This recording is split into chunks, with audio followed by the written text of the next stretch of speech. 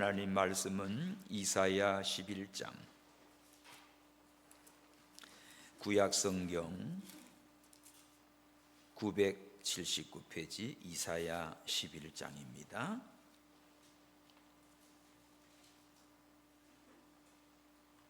이사야 11장 1절에서 16절 봉독합니다. 이새의 줄기에서 한 싹이 나며 그 뿌리에서 한 가지가 나서 결실할 것이요 여호와의 신곧 지혜와 총명의 신이요 모략과 재능의 신이요 지식과 여호와를 경외하는 신이 그 위에 강림하시리니 그가 여호와를 경외함으로 즐거움을 삼을 것이며 그 눈에 보이는 대로 심판치 아니하며 귀에 들리는 대로 판단치 아니하며 공의로 빈핍한 자를 심판하며 정직으로 세상에 겸손한 자를 판단할 것이며 그 입에 막대기로 세상을 치며 입술의 기운으로 악인을 죽일 것이며 공의로 그 허리띠를 삼으며 성실로 몸의 띠를 삼으리라. 그때 이리가 어린 양과 함께 거하며 표범이 어린 염소와 함께 누우며 송아지와 어린 사자가 살찐 짐승이 함께 있어 어린아이에게 끌리며 암소와 곰이 함께 먹으며 그것들의 새끼가 함께 엎드리며 사자가 소처럼 풀을 먹을 것이며 젖먹는 아이가 독사의 구멍에서 장난하며 젖된 어린아이가 독사의 굴에서 손을 넣을 것이라. 나의 거룩한 산 모든 곳에서 해됨도 없고 상함도 없을 것이니 이는 물이 바다를 덮음같이 여호와를 아는 지식이 세상에 충만할 것임이니라. 그날에 이새의 뿌리에서 한 싹이 나서 만민의 기호로 설 것이요 열방이 그에게로 돌아오리니 그 거한 곳이 영화로우리라. 그날에 주께서 다시 손을 펴사 그 남은 백성을 아수르와 애국과 바드로스와 구스와 엘람과 시날과 하맛과 바다 섬들에서 돌아오게 하실 것이라. 여호와께서 열방을 향하여 기호를 세우시고 이스라엘의 쫓긴 자를 모으시며 땅 사방에서 유다의 이산한 자를 모으시리니 에브라임의 투기는 없어지고 유다를 괴롭게 하던 자는 끊어지며 에브라임은 유다를 투기하지 아니하며 유다는 에브라임을 괴롭게 하지 아니할 것이요 그들이 서로 블레셋 사람의 어깨에 날아앉고 함께 동방 백성을 노략하며 에돔과 모압의 손에 대며 암몬 자손을 자기에게 복종시키리라. 여호와께서 애굽 해골을 말리우시고 손을 유브라데 하수 위에 흔들어 뜨거운 바람을 일으켜서 그 하수를 쳐서 7갈래로 나눠 신고 건너가게 하실 것이라. 다같이 그의 남아 있는 백성을 위하여 아수르에서부터 돌아오는 대로가 있게 하시되 이스라엘이 애굽 땅에서 나오던 날과 같게 하시리라. 아멘. 메시아를 대망하라.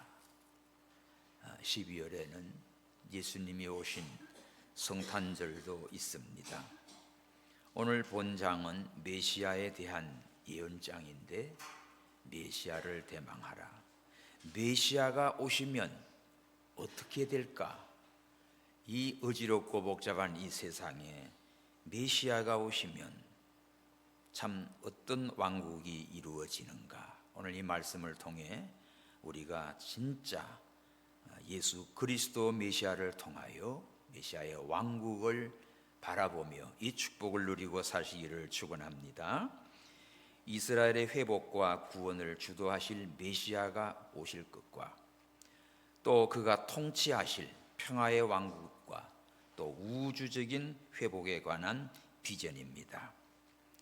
죄와 허물로 인해 탄식과 절망의 자리에 머물렀던 인생은 메시아의 오심으로 구원과 안식을 얻게 됩니다. 하나님의 백성에게 구원과 참 안식을 주시기 위해 이 땅에 임하실 메시아는 어떤 분이신가를 먼저 우리가 깨달아야 돼요. 첫째로 메시아의 나심과 통치가 1절에서 5절까지입니다. 그 메시아의 나심은 먼저 이새의 줄기에서 나시지요. 이새의 줄기, 1절 다 같이 시작. 이새의 줄기에서 한 싹이 나며 그 뿌리에서 한 가지가 나서 결실할 것이요. 이새의 줄기에서 난다. 이새는 다윗의 아버지입니다.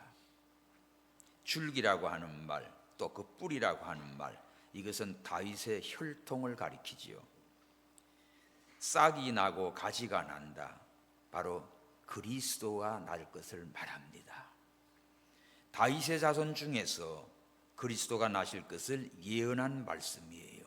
그러면 다윗의 줄기라고 하지 왜 이새의 줄기라고 했을까? 싹이 처음에는 날 때 보잘것없어요. 조그만하게 움이 트잖아요. 가지도 처음에는 시원찮습니다. 연한 가지가 그게 뭐가 되겠어요? 이것은 다윗이 이스라엘의 영광스러운 왕으로 부름받기 전에는 그냥 이새의 아들입니다. 베들레헴의 가난한 그 아버지 양을 치는 거죠. 목동이에요. 정말 보잘것없는 그런 존재입니다. 그런데 다윗을 이스라엘의 왕으로 높은 지위에 올려놓게 되지요. 이새의 아들이요 미천한 목동이 연약함을 강조하고 있고 그 후손으로 임하실 메시아의 초림을 말하고 있습니다. 예수님이 메시아로 오실 때 처음에는 미천한 자입니다. 말구유로 나십니다. 또 베들레헴에서 탄생합니다. 헤롯이 죽이려고 설쳐 애굽으로 피난 갔다가 돌아와서는 저 나사렛 동네 머물지요. 그래서 사람들이 나사렛에서 뭔 선한 게 나겠냐 다 무시하지요. 이처럼 메시아의 역시도 이사야 그 53장에 보면 고운 모양도 없고 흠모할 것도 없는, 아무도 알아주지 않는 그러한 초라한 모습의 메시아예요. 초림이 그렇지요. 이것을 강조하기 위해서 자연스럽습니다. 메시아가 오는데 이새의 줄기에서 한 싹이 난다. 그 뿌리에서 한 가지가 나서 결실하게 된다. 이제 결실하게 될 때는 예수님이 초림주로 올 때는 정말 우리를 위해 십자가 제물이 되기 위해서 오셔서 낮고 천한 자리로 오시고 결국은 십자가의 제물이 되어 주십니다. 그러나 부활 성천하시고 재림하실 때는 어떤 분이지요? 온 세상을 심판하시고 우리를 구원하신 만왕의 왕으로 오십니다. 그러므로 이 싹이 나서 가지가 돼가지고 점점 하나님의 나라가, 메시아 왕국이 강력하게 세워질 것을 보여주는 거지요. 하나님께서는 메시아가 약속된 다윗의 후손으로 오셨어요. 그래서 한 싹 가지라는 표현, 메시아의 연약성을 보여줘요. 다윗의 초기는 진짜 아무도 알아주지 않는 그런 목동입니다. 그러나 이것이 점점 자라나서 줄기라고 하면 말라 비틀어지지요. 그냥 그루티라고요. 결국 다윗의 가문이 인간적으로 볼 때는 완전히 말라버려지고 절망적인 상태에 있을 때 그 가문을 통해 다윗이 왕이 되고 그 가문을 통해 예수 그리스도 메시아가 나실 것을 예언한 겁니다. 메시아 예수님은 이 예언대로 약 700년 후에 이스라엘 백성이 다 흑암 중에 있을 때, 로마에서 다 점령당하고 비참한 상태에 있었을 때, 그때 우리를 구원하기 위해서 정말 연한 싹처럼, 연한 가지처럼 예수 그리스도가 탄생하게 됐습니다. 한 싹은 비록 처음에는 연약하고 무력해 보이지만 그 속에는 내적인 생명이 있지요. 그래서 점점 자라나고 굵어지고 강해지고 나중에는 큰 살림을 이루는 창대한 모습으로 바뀝니다. 싹이 나고 가지가 나서 결실할 때 바로 생명의 역사가 이렇게 왕성해지고 전 세계를 덮게 됩니다. 마찬가지로 메시아도 초림하러 오실 때는 알아주는 자 없고 참 초라한 자다, 아무도 모르지만 흠모할 것도 없는 존재지만 십자가 부활 성천 후에 재림으로 오실 그때는 하늘나라 하늘의 천군 천사 나팔 소리로 하나님의 능력과 권위로 만방을 심판하러 오십니다. 그래서 우리가 메시아를 대망하고 이런 예수님을 기다리고 이런 예수님을 믿고 이런 예수님을 찬양합니다. 아멘. 그리고 2절 보면 성령의 강림의 역사가 있어요. 신성을 가진 메시아입니다. 1절은 인성을 가진 메시아, 2절은 신성을 가진 메시아를 보여줍니다. 자, 2절 시작. 여호와의 신 곧 지혜와 총명의 신이요 모략과 재능의 신이요 지식과 여호와를 경외하는 신이 그 위에 강림하시리니. 여기 여호와의 신은 성령이지요. 예수님은 성령으로 잉태되셨어요. 예수님 자신이 성령, 성부, 성자, 성령 삼위의 하나님이시지만 이 사역을 감당할 때는 성령의 강력한 그 능력이 역사합니다. 그래서 여호와의 신이 그 위에 강림하시리니 그랬어요. 성령으로 잉태하시고 또 시험을 받으실 때도 성령에 이끌려 가시고 성령에 의해서 합니다. 세례 요한에게 요단강에서 세례를 받을 때 성령이 비둘같이 임하시고 예수님의 사역 속에는 모두가 다 성령께서 역사하시고 도와주시고 보호하시고 함께 일하셨습니다. 여기 2절에 보면 7가지 성령의 기능이 나타나요. 첫 번째는 여호와의 신, 한마디로 성령인데 여호와의 신이라고 하는 말은 계약대로 구원하시는 신. 여호와는 구원의 약속입니다. 언약대로 약속대로 구원하시는 신이에요. 지혜의 신이라고 했죠. 지혜와 총명. 지혜는 모든 것을 바로 판단하시는 신령한 신입니다. 신령한 지혜의 성령입니다. 총명의 신이라고 했죠. 모든 것을 통달하시는 신, 모든 것을 밝히 통달하시는 성령님이지요. 그 다음에 모략의 신, 모략은 어떤 일을 계획하고 계략을 세울 때 성령께서 역사해요. 오늘 우리는 미련하지요. 그러나 성령의 감동을 받고 말씀을 따라가면 아주 지혜로운 성도가 됩니다. 모든 계획이 기발한 계획을 하나님이 주시는 거예요. 예수님께서도 바로 이 모략의 성령. 또 재능의 신, 재능의 신이요. 재능은 지혜와 능력이 무한하십니다. 온갖 재주와 기술과 능력이 바로 재능입니다. 재능. 성령에 감동받은 사람은 이런 재능이 많아요. 모세가 성막을 지을 때도 보면 성령에 감동된 자들, 아주 재능이 뛰어난 그런 사람들을 썼어요. 그 다음에 지식의 신, 지식은 모든 것을 아는 전지전능한 그런 신입니다. 성령이 알게 하죠. 우리가 뭘 모를 때 기도해요. 그러면 성령이 생각나게 하십니다. 제도 생각나게 하시고 모르는 것도 알게 하고, 아이들 공부할 때 시험 볼 때 꼭 기도하면 성령이 까먹은 것도 생각이 나요. 그러나 성령의 감동을 못 보면 아는 것도 잊어먹어요. 그래서 몇 시간 헤매고 돌아다닙니다. 나중에는 그게 다 자기 주머니 속에 들어오고 그렇게 돼. 하나님께서 만든 걸 통달하게 하신다고요. 그 다음에 여호와를 경외하는 신, 이것은 하나님을 항상 경외하고 찬양하고 예배하고 공경할 수 있는, 이것도 성령께서 역사하십니다. 이처럼 2절에 7가지 성령, 왜 7인가 하면 완전수입니다. 성령의 완전성을 나타내요. 예수님이 하시는 일은 이렇게 완전하신 성령이 항상 도와주시고 함께 역사했습니다. 요한복음 3장 34절에도 보면 하나님의 보내신 이는 하나님의 말씀을 하나니 이는 하나님이 성령을 한량없이 주심이라. 성도 여러분, 아무리 내가 머리가 좋고 뭘 재주가 있고 뭘 잘해도 은사가 있어도 성령님이 도와주셔야 돼요. 그래서 날마다 성령님의 한량없는 은혜를 부어달라고 기도하십시오.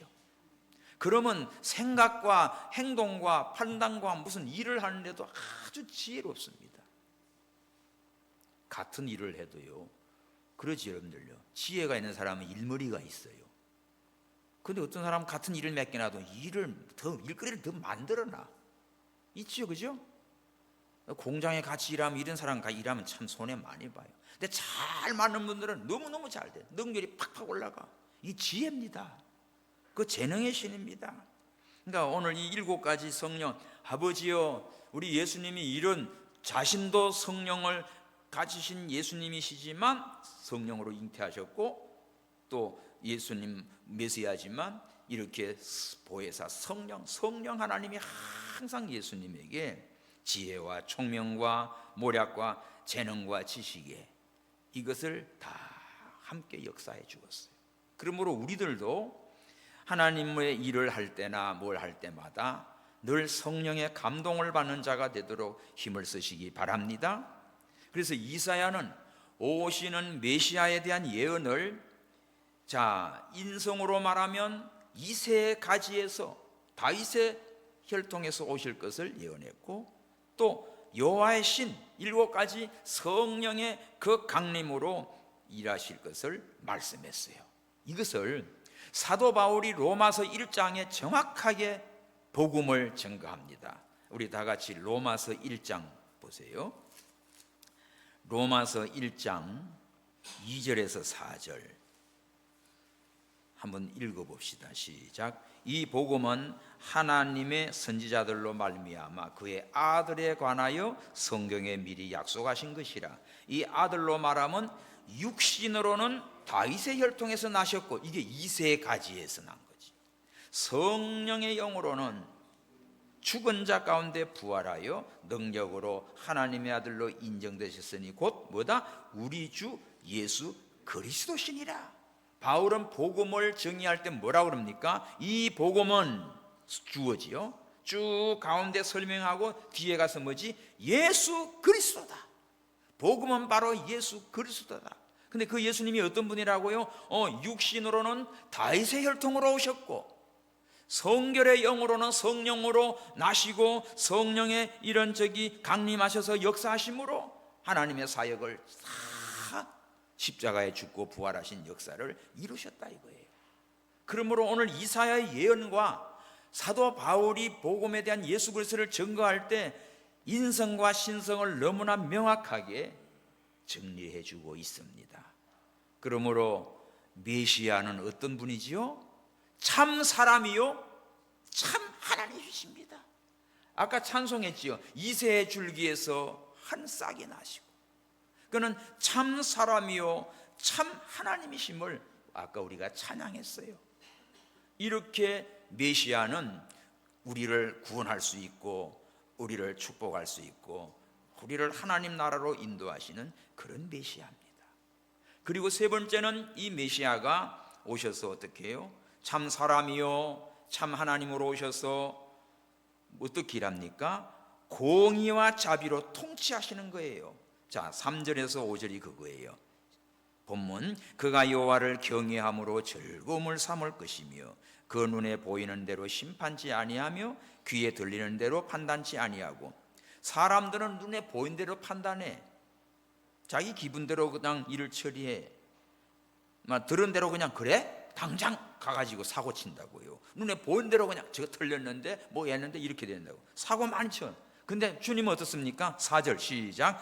공의로 빈핍한 자를 심판하며 정직으로 세상의 겸손한 자를 판단할 것이며 그 입의 막대기로 세상을 치며 입술의 기운으로 악인을 죽일 것이며 공의로 그 허리띠를 삼으며 성실로 몸의 띠를 삼으리라. 자, 메시아는 어떻게 통치하십니까? 공의와 자비하심으로 성실하게 모든 일을 바로 처리하시는 거예요. 사람들은 눈에 보이는 대로 들은 대로 막 함부로 처리했다가 나중에 큰 사고를 치는데, 예수님은 보는 대로, 누가 듣는 대로 그렇게 심판하지 않아요. 하나님께서 메시아를 통하여 어떻게 해요? 자, 빈핍한 자를 심판하고, 빈핍한 자, 가난하고 어려움을 당했어. 이들이 지금 손해를 보거나 뭐 억울함을 당하면 이런 것도 바로 판단해줘요. 정직으로 세상에 겸손한 자를 판단하고. 자, 겸손한 자는 손해 볼 때 많겠죠. 근데 하나님은 정직해. 메시아가 그 입의 막대기는 뭔가 하면 그리스도 입에서 나오는 진리의 말씀입니다. 입의 막대기. 그 다음에 또 입술의 기운으로 악인을 죽인다. 입술의 기운은 뭐지요? 그 예수님의 나오는 말씀의 능력이에요. 기준은 하나님의 말씀이고 막대기 잡니다. 그리고 그 말씀은 기운이 있어요. 능력이 있어요. 파워가 있어요. 그 말씀대로 이루어집니다. 아멘. 그러니까 귀신이 떠나가고 죽은 자가 살아나고 장님이 눈을 뜨고 예수님의 말씀의 능력이에요. 그 바다가 풍랑이 잔잔하고 그 바로 오신 예수님은, 메시아는 그 입에 막대기로 말씀이 나가, 진리의 말씀이 나가. 그리고 그 말씀은 그냥 헛말이 아니라 능력이 역사하고 그대로 이루어지는 이런 메시아의 사역이지요. 그러므로 사리사욕에 얽매이지 않고 공의로 판단하시고 정직으로 이렇게 다스리시고, 그 다음에 성실과 인자 사랑으로 어려운 자들, 억울한 자들, 손해보는 자들 다 판단하시고 바로 이렇게 다스리시는 메시아 예수님이십니다. 이렇게 해서 이런 메시아를 우리는 대망하고 초림주로 이미 오셨지요. 이제는 마지막 재림주로 오시는 메시아가 될 겁니다. 그 다음에 오늘 두 번째는 6절에서 10절까지 메시아 왕국의 평화입니다. 메시아 왕국의 평화를 봅시다. 이 메시아 왕국의 그 실체를 보여주는데, 자 6절, 그때 이리가 어린 양과 함께 거하며 표범이 어린 염소와 함께 누우며 송아지와 어린 사자와 살찐 짐승이 함께 있어 어린아이에게 이끌리며 암소와 곰이 함께 먹으며 그것들의 새끼가 함께 엎드리며 사자가 소처럼 풀을 먹을 것이며 젖먹이는 아이가 독사의 구멍에서 장난하며 젖된 어린아이가 독사의 굴에 손을 넣을 것이라. 여러분, 이게 가능해요? 동물의 왕국, 동물원에 가봐, 이거 같이 섞어놔봐. 예? 사자나 호랭이가 곰들이 다 잡아먹을 거예요. 그렇죠? 근데 오늘 이 말씀은 뭡니까? 메시아의 왕국은 어떤지요? 이거는 천년왕국의 실태를 보여줍니다. 천년왕국 되기 전에는 마귀가 막 난리를 치죠. 그러니까 양육강식이야. 강한 자가 막 약한 거 다 잡아먹고, 또 사람도 짐승처럼 그렇습니다. 강대 강약 이렇게 돼요. 그런데 예수님이 나중에 재림해서 천년왕국이 되면은 마귀를 무중에 가다 버리니까 죄가 없어요. 죄가 없고 악한 것이 없으니까 남을 해할 일이 전혀 없습니다. 그러니 여기 어린 양과 이리가 이게 늑대인데 이리가 어린 양과 어떻게 함께 살아? 잡아먹는데. 또 표범과 어린 염소, 표범이 얼마나 날쌘데 염소 이건 뭐 밥이지요. 근데 함께 눕고 송아지와 어린 사자, 살찐 짐승이 함께 놓고, 어떻게 송아지와 사자와 살찐 짐승이 같이 있냐고. 이거 벌써 다 잡아먹겠죠. 그리고 어린아이한테 이게 다 잡혀가지고 어린 애들이 그냥 사자도 끌고 다니고 살찌고 힘센 것도 다 끌고 다니고 이렇게 돼요. 생각해 보십시오. 얼마나 평화롭고 싸움도 두려움도 뭐 근심 걱정도 없는 세계지요. 그리고 암소와 곰이 함께 먹으며, 이야, 이거 그냥 두면 전부 다 먹잇감입니다. 그것들의 새끼도 함께 엎드리고, 사자가 소처럼 풀을 먹네. 맹수들은 그냥 짐승 뜯어 먹는데 풀을 먹고 아주 초식동물처럼 순해졌어요. 그리고 어린 젖먹는 아이가 독사의 구멍에서 막 장난치고 놀아. 그거 물렸다 하면 어른도 죽는데 어린 애기들 살갗 얼마나 연약해요. 그리고 젖된 아이, 이제 갓 젖된 아이가 독사굴에다 손을 넣고도 아무 해함이 없습니다. 이 말씀을 가지고 여러분, 히브리 민요가 있지요. 사막에 샘이 넘쳐 흐르리라. 사막에 꽃이 피어 향내 내리라. 주님이 다스리는 그 나라가 되면은 사막이 꽃동산 되리. 사자들이 어린 양과 뛰놀고 어린이들 함께 뒹구는 참 사랑과 기쁨의 그 나라가 이제 속히 오리라. 한번 저기 같이 한번 불러봐요. 이게 히브리 민요예요. 우리 복음성가 많이 불렀지요. 이 말씀 그대로입니다. 한번 반주해 주세요. 사막에 샘이 넘쳐 흐르리라. 사막에 꽃이 피어 향내 내리라. 주님이 다스리는 그 나라가 되면은 사막이 꽃동산 되리. 사자들이 어린 양과 뛰놀고 어린이들 함께 뒹구는 참 사랑과 기쁨의 그 나라가 이제 속히 오리라. 2절 사막의 숲이 우거지리라. 사막에 예쁜 새들 노래하리라. 주님이 다스리는 그 나라가 되면은 사막이 나군되리라. 독사굴에 어린이가 손 넣고 장난치고 물지 않는 참 사랑과 기쁨의 그 나라가 이제 속히 오리라. 할렐루야. 이거 아이들 많이 불러요. 이 찬양이 바로 이 말씀 그대로예요.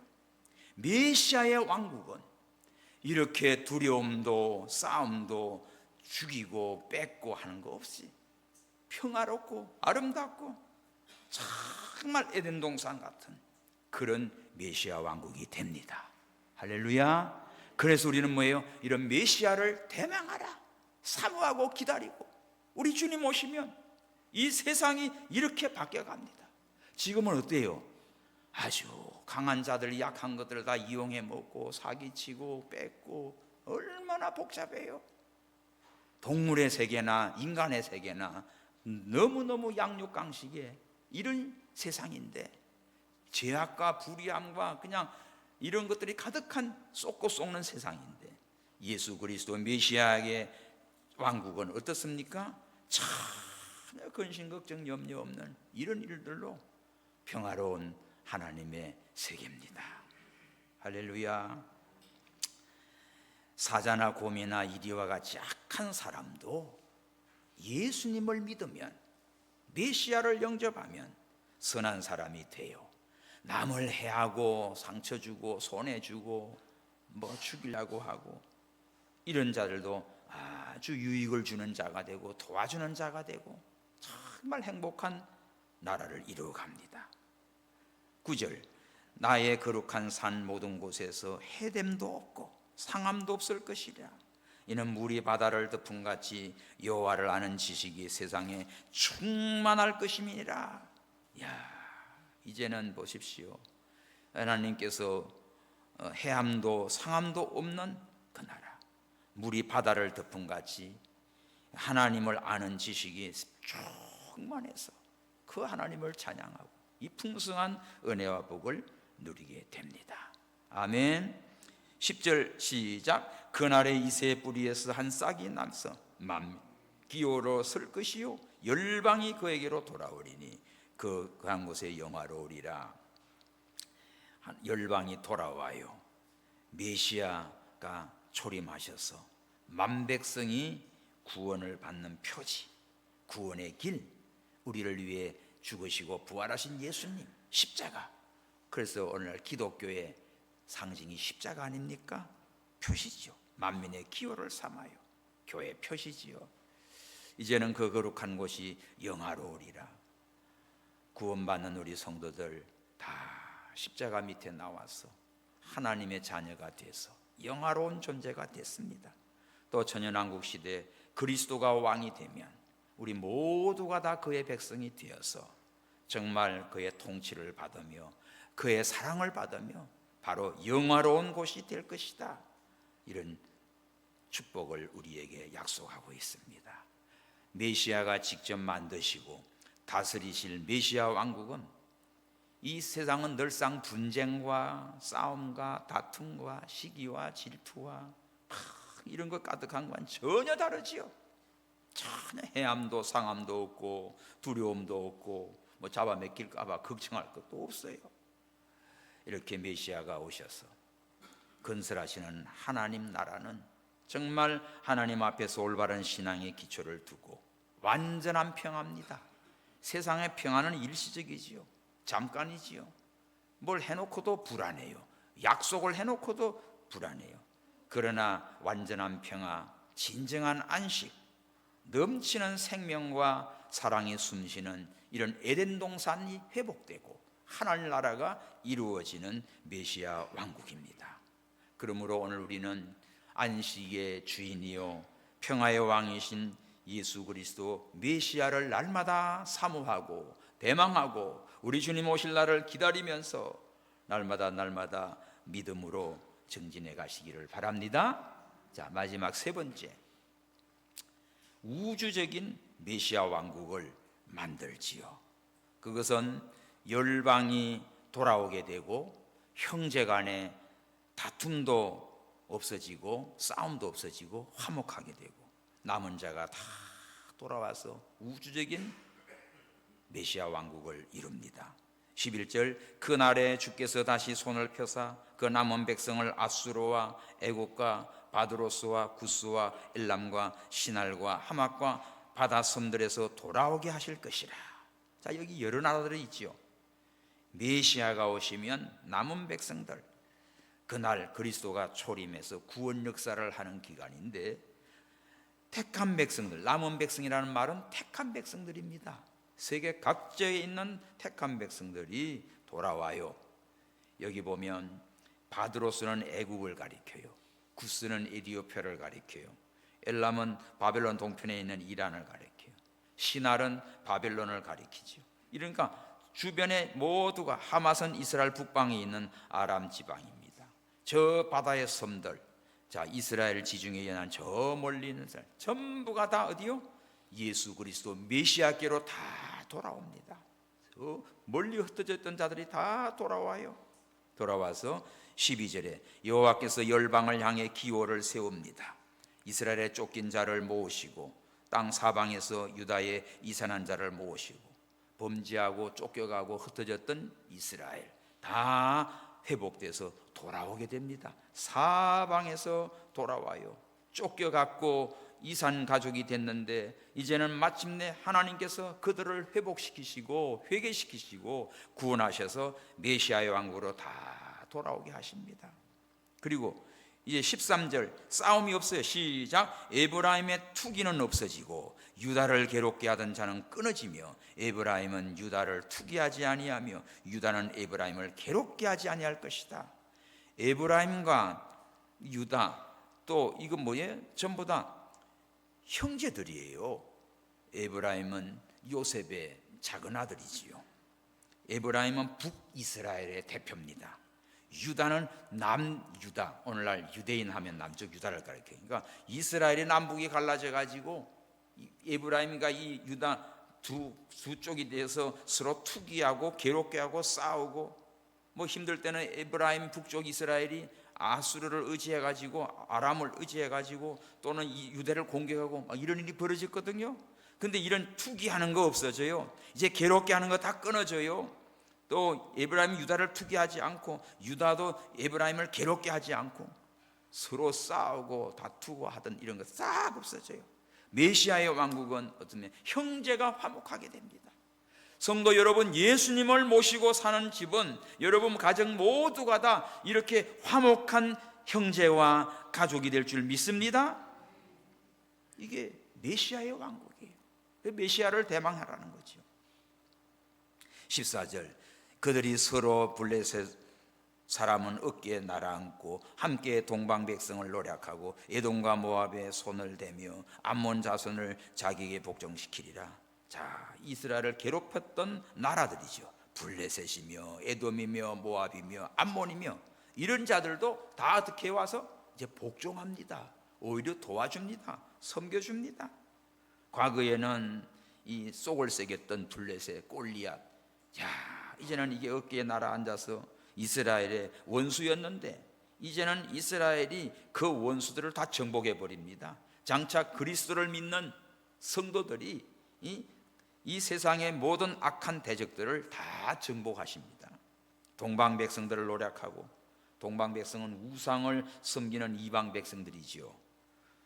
이 말은 모든 성도가 이방 세력과 제약의 세력을 이길 것을 말하는 거예요. 에돔과 모압의 손을 대며 암몬 자손을 자기에게 복종시키리라. 에돔, 모압, 암몬 다 이거 이스라엘을 괴롭히는 대적들입니다.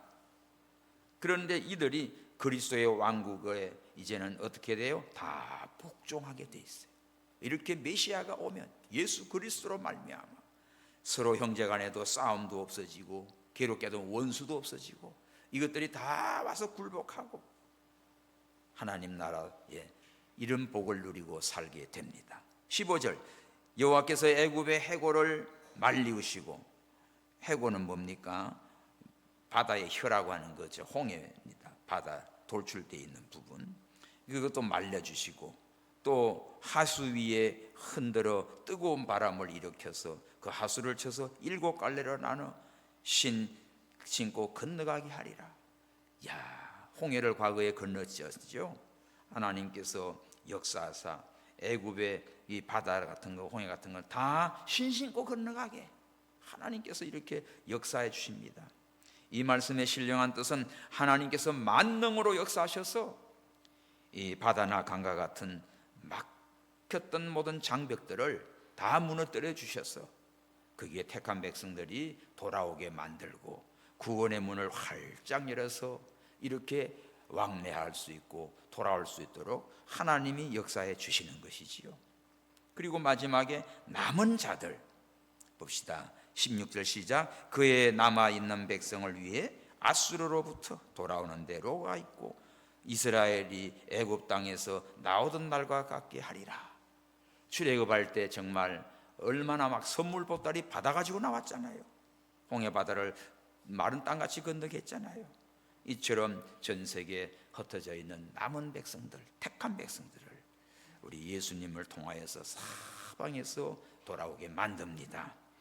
이때 동쪽에서는 아수르 엘렘 시날에서, 서쪽에는 바다 섬들에서, 북쪽에는 저 하맛에서, 남쪽에는 애국과 바드로스, 구스, 에티오피아 이런 데서 다 열국에서 돌아와서 다시 말하면 우주적인 메시아 왕국이 이루어집니다.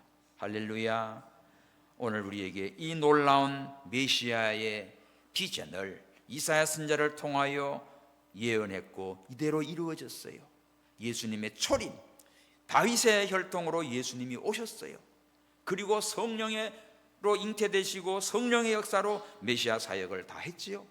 그리고 이제는 재림주로 오실 때는 아까 우리 불렀던 찬송처럼 천년왕국의 메시아 왕국이 이루어지고 이때는 모두가 구원받은 전 세계 모든 하나님의 백성들이 하나님 나라에서 메시아 왕국에서 영원토록 주님을 찬양하며 경배할 것입니다. 그러므로 성도 여러분, 우리가 이 세상에 살아가면서 메시아 예수 그리스도를 내 구주로 모시고 찬양하고 섬기면서 날마다 메시아 왕국이 이루어지도록, 하나님 나라가 이루어지도록 기도하며 성령의 역사를 따라서 정말 우리 주님 오시는 그날에 우리 모두가 다 서로 사랑하고 행복해하고 두려움과 상함과 전혀 그런 슬픔이 없는 이 영원한 천국을 우리가 누리게 됩니다. 그러므로 뭐 하라고요? 메시아를 대망하라. 다 같이 합시다. 시작. 메시아를 대망하라. 주님을 기다리고 사모하고 하루하루를 주님의 날을 기다리면서 준비하는 믿음 되기를 바랍니다. 기도합시다. 하나님 아버지 감사합니다. 메시아를 대망하라. 하나님 아버지여, 이사야 선지자를 통하여 예수님의 초림에 대한 이야기를 들었고, 아버지여, 재림주로 오실 때에 이루어질 메시아 왕국을 오늘 보았습니다. 하나님 아버지, 이새의 가지에서 다윗의 혈통에서 육신으로 오시고 성결의 영으로 아버지여 성령으로 잉태되시며 성령의 7가지 역사로 이와 같이 우리 주님의 사역을 다 감당하셨나이다. 우리를 위하여 십자가 지시고 부활 성천하시며 이제 재림주로 오실 때에 참으로 오늘 메시아 왕국에 대한 그 실체를 우리에게 보여주었나이다. 하나님 아버지여, 시기도 다툼도 싸움도 해함도 없습니다. 두려움도 근심 걱정도 없습니다. 아버지여, 젖먹은 어린아이가 사자굴에서 아버지여 독사굴에서 장난치고 놀아도 아무런 해함이 없는 이러한 천국을 우리에게 주셨나이다. 하나님 아버지, 이제 우리가 시간이 없습니다. 모두가 전도하며 예수님께로 돌아온 자는 다 구원받는 백성들은 이 천국에서 영원한 메시아 왕국에서 살게 됩니다. 이 축복을 누리고 주님을 찬양하며 경배하며 하나님께만 영광 돌려드리는 우리 모든 성도들 자녀들이 다 되게 주시옵소서. 다시 오실 예수님의 이름으로 기도하옵나이다. 아멘.